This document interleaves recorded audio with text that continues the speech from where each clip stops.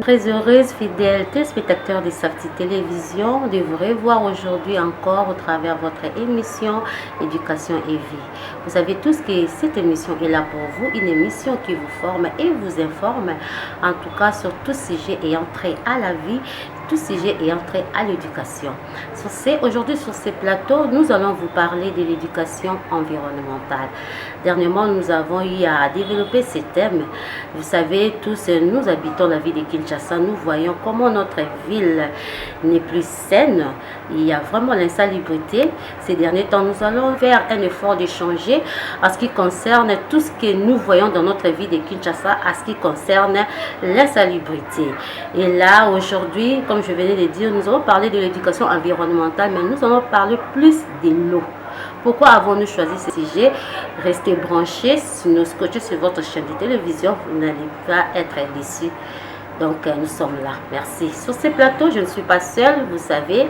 Aujourd'hui, nous allons faire plus une animation. Ça sera vraiment de l'échange pour essayer un peu de parler de notre vie de Kinshasa, de parler un peu de l'eau. Et là, je suis toujours avec ma consoeur Hortense Omoï. Vous la connaissez bien, elle n'est plus à présenter. Journaliste à Merveille Télévision d'une émission Étoile Merveilleuse. Donc là, je m'en vais directement lui dire bonjour, Hortense. Bonjour, Josie. Dieu fait grâce. Comme je venais de le dire, nous allons commencer en tout cas à exploiter notre thème d'aujourd'hui, Hortense. Nous avons dit que nous allons parler de l'éducation environnementale. Donc, sur ceci, nous avons choisi ce sujet parce que nous tous, nous sommes des Congolais, nous sommes des Kinois, tout en Boulaka, ville à Kinshasa. Nous, en parcourant cette ville, et nous voyons comment notre ville est insalubre aujourd'hui. Donc, dernièrement, Hortense, tout le monde tout le monde a en tout cas salité de Kimakas. Il y a des stations d'immondices, il y a des poubelles partout. Donc même à niveau na biso éclairage pour salama et comme il passe et comme poubelle. Donc déjà on avait parlé plus de l'insalubrité. Vraiment les lots le belami itoyé na makambo mai. Totiki moi mabele to koti na makambo mai. So to poni makamba mai parce que to moni pe lelo en tout cas même ba rivière na biso est comme pollué. Donc ma batamatiti a ozwa mutapusu azui matiti sangisi a okende boka ngo wapi na rivière. Tout ça l'eau n'est plus propre et comme pollué na ba saleté obsomo tozo salela tozo mona voir même que même ba toilette na biso o tozo benga ba wese na biso tozo zwa même ba tuyau na yango wana o to évacuer directement na ba dal to komi ko tiango to évacuer yango na ba rivière na biso or ba rivière on eza ba rivière fallait to protéger yango parce que na ka o to koma ke mai ezate eza ba rivière o tozo recourir na ba rivière wana po tozwa kamai mais lelo to moni ke biso moko hein bomengo ozamba pesi biso moko peuple toza ko détruire yango lelo tozo mona ke prolifération ya ba forage pe ekomi ebele à cause ya mai to bebisi ba mai. OK, Hortense ndo lobi que le quand tu es épinglé un point très important ndenge lelo to mona batu mingi bazui batio na bango ya faux septique bebimi na ba rivière même ba mususu baza pe ke soki par exemple il pleut dans la ville de Kinshasa ba profiter ba fungoli ba dal na bango ba ba système ke ba connecta ba tuyau ya ba dal na bango na ba terrasse na ba caniveau.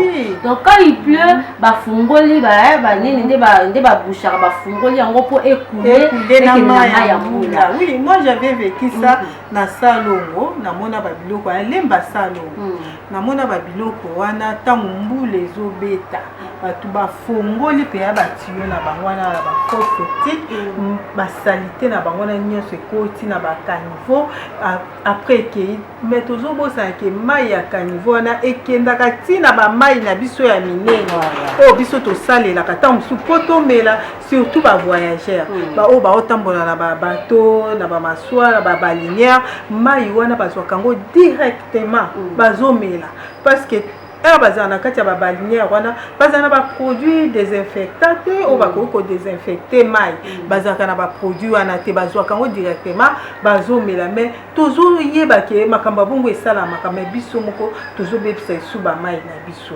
Ok, oui, ndeka ko lobi wana tozobebisa bamai toprofite tofungoli ntango mbula ezobeta nde olobi ntango mai yani ezokende ekendaka neti terase ya moke ake kobwakama na caniveau akei kobwakama na rivière. On a plusieurs rivières. Et puis rivière akei ake bwakama na fleuve. Donc il y a c'est un processus où on est quand mai ndenge kendaka donc il andaka moi processus mai alukaka nzela oyo place aza canalisé nde ya kolanda ti place akende ko boire kama na fleuve ndenge za toujours. C'est pourquoi nous voulons vraiment parler na makambo etali mai, la pollution de l'eau. Donc, mais un peu quoi insister sur ça parce que le lot au monde régit des eaux, ce qui a qu'on satisfaire bisouter na mai parce qu'il y a coupure d'eau en tout moment. Mai ezo katana. Or, ce que mai na biso rivière, eza ba mai moko bien protégé, eza ba mai moko o to ko consommer avec beaucoup de facilité. To ko ndo to kango pe to utiliser ngo. Je sais na ba su tant to bandai kokola. So régit des eaux aza la capacité à opérer sa biso mai te ndeto baka ke mai ekangami mai ezobima lisusu te donc tozalaki komona na kala neti bato bavandi na matete baza korecourir na mai ya njili bazoke kozwa mai epuis na mai ya matete bazoke bazwi mai wana basokoli bilamba batoki mai basokoli nango basani batorsionne même bandako tozomona bato baza neti na chango tozomona bamai ya mokali eza pembeni ya masina ya komina masina komina Kimbantseke mai wana bazaki pe ko utiliser yango bamai ya ntanga omona na Pascal ekoma pe ya arrêt de bus place yango wana mona rivière moko ezalaka wana bato pe bazali kosela mai wana mai ya kalamu eza kutu mai rivière moko monene mai ya matete eza bamai oyo esengeli esunga biso vraiment na ka ya pénurie d'eau. On peut recourir à ces eaux-là. Oui, tous les qui demandent à Batumsu Bakepe Basokoli, Bazupema et Bamatina, mais les lots, to coquille les sous-soutés qu'on recourir na Bama Iwana, et Zadiani. C'est parce que biso moko ndeto baby sima ina biso tozo zwa même ba poubelle ya bandako na biso tozo ba ko gérer ba poubelle na biso te tozo ki na mona ba mai nde komi décharge ya ba poubelle na biso donc so wuti na mona ndako ke na mai oke obwaki donc tozo mbwa kufi na nzela tozo ngwa toke tobwaki na mai. Mais au geste, ils ont un comme ça, même pas na mai loko abiso toza na mona RDC, mais ba mai na ba modèle bazo protéger. Ba mai wana ezo comme même ba site mo touristique. Vous comprendre? Mutu pa ya futi mbongo poka atala beauté ya mai. Atala mai kitoko boye. Mais na mboka na biso moko tozo bebisa mai na biso. Pourquoi toko sa biloko wana? Ok, ndeka olobi lelo tozomona surtout bavandi mingi pembeni ya rivière omona bango bazala mposa babenga bato ya pusu te bango mo bazwaka na ntongo deja ma ake pembeni ya mai ya ngaba ake abwaki matiti na ye mai ya matete azaka pembeni na ye moko akitaka na ntongo ake abwaki matiti. Or nous sommes en train de polluer l'eau que nous consommons. Même Régie des eaux a retiré yango kisi akobongisa yango pour to consommer yango, mais on doit encore protéger notre eau. Il faut ezala toujours mai moko oyo toyi pe ko recourir nango en cas ya pénurie nde na lobaki biso mo pe tokoki kozwa yango soki tokomela toyebi nde nini comment est-ce que barandaka l'eau potable. On va kotia yango bakisi baproduit oyo qui permettent aussi de consommer mai, mais on peut l'utiliser tout en lavant les habits, tout en se lavant les corps, tant on a cadre ya pénurie. Voilà, en tout cas Hortense ezakaka makambo ya ba rivière te. Comme je venais de le dire là, nous allons parler, nous avons trois sortes d'eau. On a l'eau atmosphérique, c'est-à-dire mai o ya mvula. So mvula ebeti Maïwana, on appelle ça, voilà, on appelle ça l'eau atmosphérique. Météorologique aussi. Ouais, on peut dire ça. Voilà. Et puis, tu as appelé na maï ou benga ba rivière, l'eau de surface. On le même ma rivière, ba ruisseau, tu vas protéger le fleuve. Il y a déjà ba eau de surface. Et puis nous avons l'eau, voilà, l'eau souterraine, on a c'est à Mabélé. Voilà. Voilà. Donc dans cette émission, on va va essayer un peu de parler de l'eau de surface et puis l'eau souterraine. Donc il y a vraiment des mingi oh mutuazo baby ça parce que l'eau atmosphériquement en vous là pour baby ça c'est périodique aussi. Voilà. Et ça te que mai wana tozalango chaque jour. Voilà. Mais eau de surface eza mai yo tozanango mikolo nyonso o tokoki ko recourir yango na batan nyonso yo mai eza te. Mais yango wana tokovandela mi mpe tokovandela na ba eau souterraine parce que yango nde vraiment eza base vraiment ya lisolo na biso tozobeta lelo parce que tomoni ke prolifération ya ba forage esalami eza di ya nini josi lelo tozotambola na nzela okoti ya forage ozongi ya forage aussi longtemps régie des eaux ezali. Pourquoi babiloko bon ce qui te connaît PCG vraiment c'était plus aussi par rapport à la pluralité ou à la multiplicité des forages. Le tout le monde en tout cas quand on a venu moko okomona na avenue moko 3 parcelles à cause d'un forage.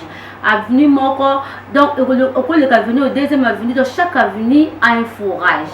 Et on quand tu es pour terme forage que tu bien au mingi en tout cas les moi moko vraiment tu comme oh forage donc tu comme peut pour comprendre forage les années. Mais je te dis forage est bandana au calme. Oui mais on n'était pas au courant de ça dès le bazaki na ba omoni ba kuyo baza na kati ya mapango ba kuyo artisanal. Oui. Wana eza pe forage mais comment on ezaki payer beaucoup plus te mais ngai na ndako ya biso place tokolaki papa na biso asala ngala na botani na kuti forage penza forage o lelo ekomi lelo vogue batinyoso bazoloba na forage na kuta forage mais sorte ya forage biso ezaki na wana basalaka ngo na bibende basalaka ngo na bibende et puis mayo ezaki ko bima na forage ezaki clair et puis ezaki salé te ezali na goûté on dirait ka ndeka ma ya régie des eaux ezalaka mais ezali na kati ya parcelle na biso basalaki on na parcelle mais lelo ba forage oyo biso tozomona lelo la plupart ba forage tozomona mai wana ezozala mai moko ezali salé. Pour vraiment eau douce boye ezozala moi passe yango lelo tozo beta lisolo na biso to meka ko expliquer na ba téléspectateurs na biso le pourquoi ya nyoso wana ezokomela biso. OK donc Hortense kozala na ba forage c'est pas mal parce que ça nous aide non na cas ya pénurie d'eau comme on venait de dire régie des eaux à pour satisfaire bisoté na Kinshasa voilà à pour couvrir toute l'étendue de la vie de Kinshasa. Il y a d'autres coins où vraiment besoin d'un problème, il y a mal.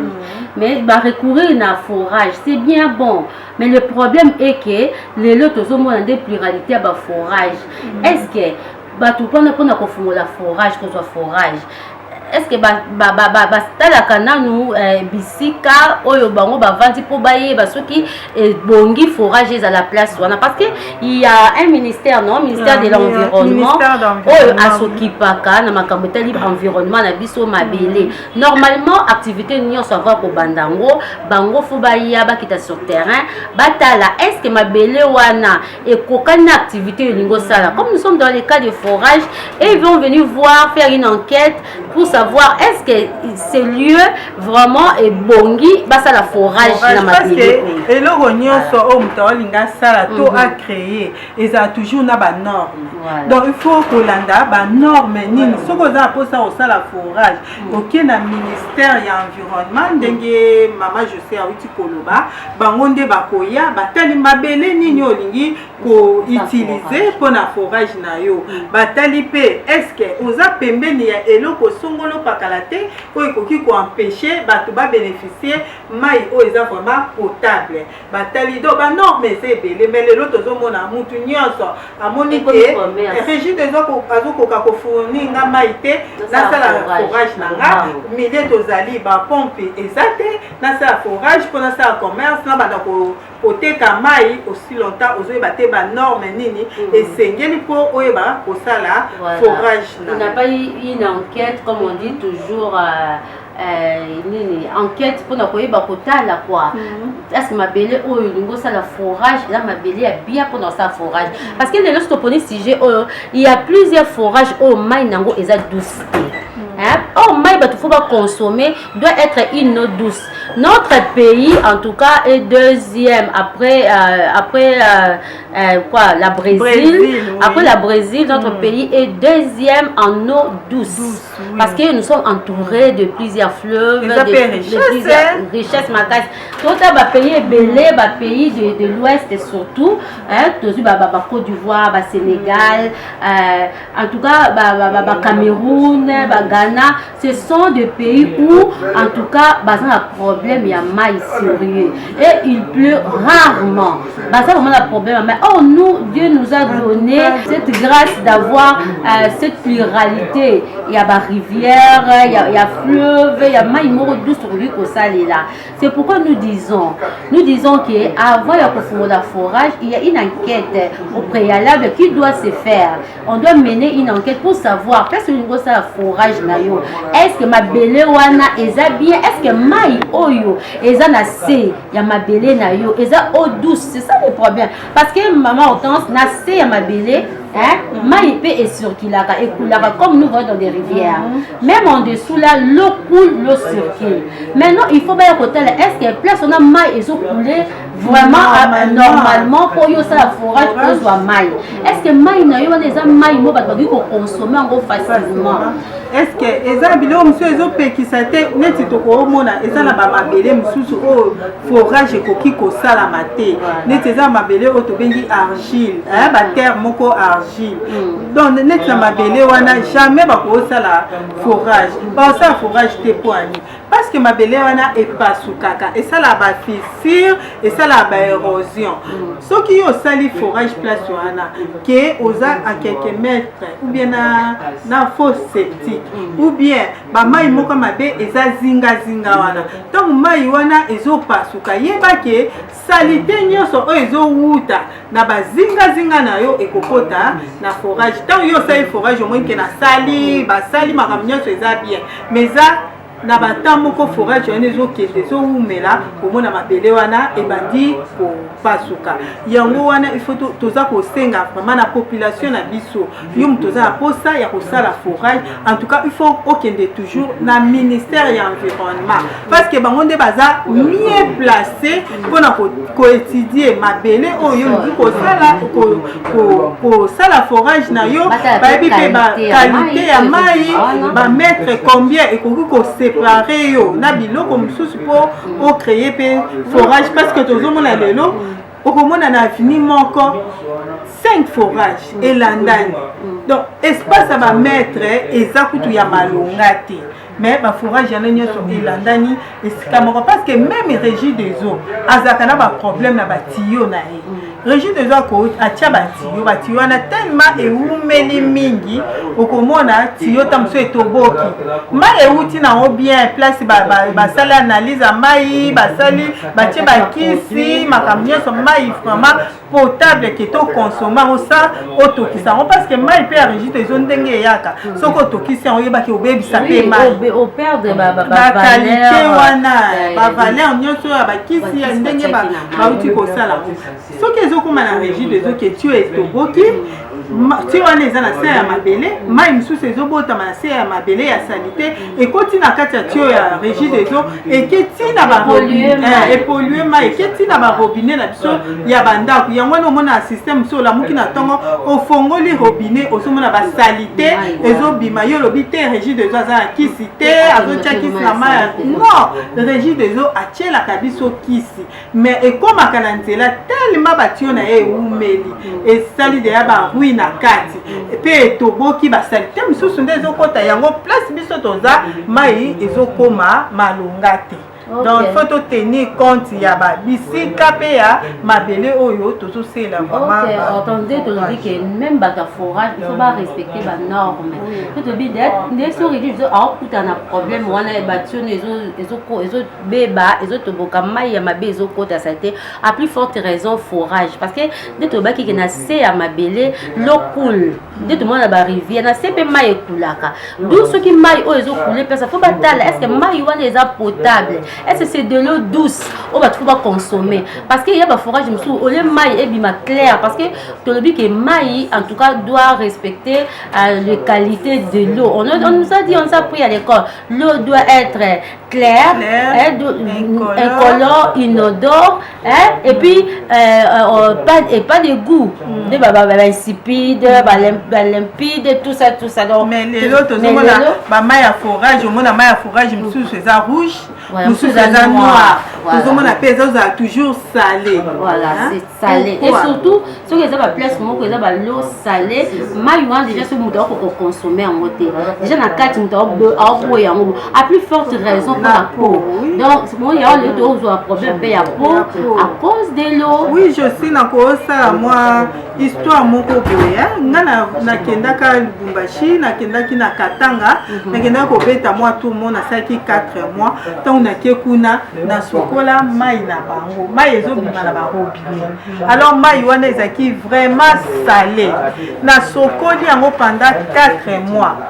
Tant na zongi anaki na esko na kin na sokoli mai na biso o ezaki non salé na sokoli mai wana je te dis que na biso ba bouton moko bimaki na ne tu n'as pas budget ba bouton ya minene vraiment ebimanga nelo na moni dermatologue nanga atalinga abisinga bino ezali juste changement ya mai parce que o wuti ko sukola mai o ezaki salé et puis oye awa o chocolat, c'est pourquoi et ça là qui a le directeur aussi qui va intervenir et puis en tout cas Madame Véronique, tous sont de l'environnement et du développement durable. Suivons d'abord cet élément en ce qui concerne de l'eau, maramba forage et ensuite nous allons retourner sur ces plateaux pour continuer avec notre sujet du jour. Merci. Oui, nous avons organisé et ce n'est pas la première fois, nous le faisons. Et c'est pour le renforcement des capacités. C'est pour amener les agents qui travaillent avec nous pour qu'ils puissent être capables de pouvoir œuvrer dans ce domaine des ressources en eau et être capables de défendre la cause, de défendre le service et d'aider notre population, peut-être qui ne s'y connaît pas, que la population sache que dans ce domaine, quel est le rôle de l'environnement. Et quand ils arrivent, ils sont là en même temps comme des instructeurs pour instruire la population de quelle manière ils peuvent gérer l'eau. Parce que l'eau, c'est la vie. Nous utilisons l'eau dans tous les domaines de notre vie. L'eau nous entoure, nous devons boire l'eau, nous lavons de l'eau, nous préparons avec de l'eau. Et l'eau, c'est la vie. Alors pour cette eau-là, la mégestion de l'eau peut causer des catastrophes. Ça peut causer la mort, la perte en vie humaine. Et d'ailleurs, deux fois, nous en sommes victimes, mais sans nous rendre compte que c'est l'eau mal gérée, l'eau que nous utilisons le jour comme la nuit, qui nous cause la mort. À cause de cela, nos agents doivent descendre sur le terrain. Nous descendons sur le terrain, c'est pour instruire notre population. Quand nous parlons de l'État congolais, des fois on voit directement le président de la République. On ignore que l'État commence par moi. L'État, c'est vous, c'est moi. C'est ainsi que je voulais rappeler à la connaissance de chacun, de nous, en commençant par moi-même et de tous les agents qui étaient ensemble avec nous, que chacun prenne conscience de sa position sur terrain, de son rôle, qu'il est l'État sur terrain et qu'il puisse poser un bon fondement dans notre domaine ici pour la crédibilité et le développement de cet État-là dont nous parlons toujours. Parce que ça commence d'abord par moi. C'est que ce que je veux poser, les actes que je peux poser, peuvent crédibiliser l'État ou pas. Alors que l'État, c'est toi, c'est moi. Ce sont mes actes que je veux poser. Mais ça va endommager la crédibilité de tout un État, de toute une institution, de tout un ministère provincial, l'environnement. Alors c'est pourquoi je voulais à ce que chacun, et ça ne sera pas la dernière fois, nous ne faisons qu'à rappeler, comme tu dis, la répétition, c'est la mère de la science. Nous devons toujours rappeler cela et pour que chacun, avant que nous puissions les lancer sur le terrain, qu'ils prennent conscience des actes qu'ils doivent poser.